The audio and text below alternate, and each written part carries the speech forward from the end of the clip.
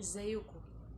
النهارده انا هكلمكم عن موضوع يهم كل البنات والرجاله. على فكره مفيش راجل ما يحبش ان شكله يبقى حلو كويس مهندم، ومفيش بنت ما تحبش ان شكلها يبقى حلو. ما هيقول لي البنات بتحب اكتر، لا، الموضوع ده مناصفه بين الرجاله والبنات. مظهرنا مهم ولكن جوهرنا الاهم، بس انا النهارده هكلمكم عن مظهركم. المظهر انك تعرف الالوان اللي بتليق عليك.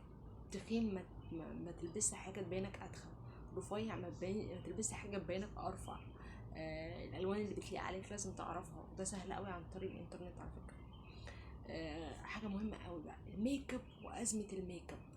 يعني ميك اب كتير، ناس كتير سالوني على فكره بنات عن ستايل الميك اب بتاعي، ورجال اللي هو انت حاطه ميك اب مبين وطبيعي.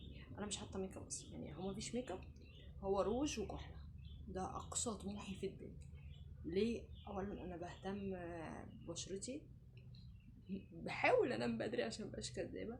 بهتم بالاكل، ان انا احاول ما اكلش حاجات مش صحيه، مع ان انا بحب البطاطس المحمره وهي مش صحيه، بس انا بحبها بصراحه. طيب، ازاي اهتم دايما ببشرتي؟ اشوف الغسول المناسب، اشوف الحاجات المناسبه لبشرتي، الكريم المناسب لبشرتي. بشرتي دهنيه استخدم ده للراجل وللست على فكره، والولد والبنت لازم نهتم. الميك اب ما بيصلحش حاجه، الميك اب بيسوق الحاجه.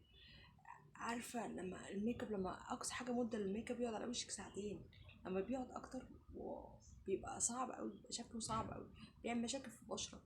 ممكن نحط كحله وروج، حلو، لكن احنا ما نأذيش البشره ومش كتير. ليه؟ لان بيأذي البشره.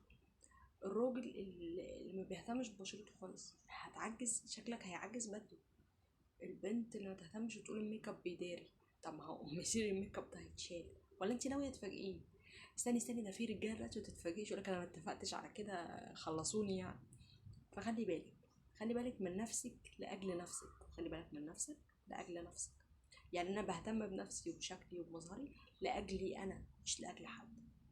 عشاني انا مش عشان حد. بلبس فستان شايفه انا فيه حلو، ببقى بستايل شايفه فيه ان انا حلو، مش عشان الفت نظر حد، ما يفرقش معايا، عشان انا حابه اشوف نفسي حلوه من بره الاول، سوري، من جوه الاول وبعدين من بره. فهمتوني ولا قلت هني؟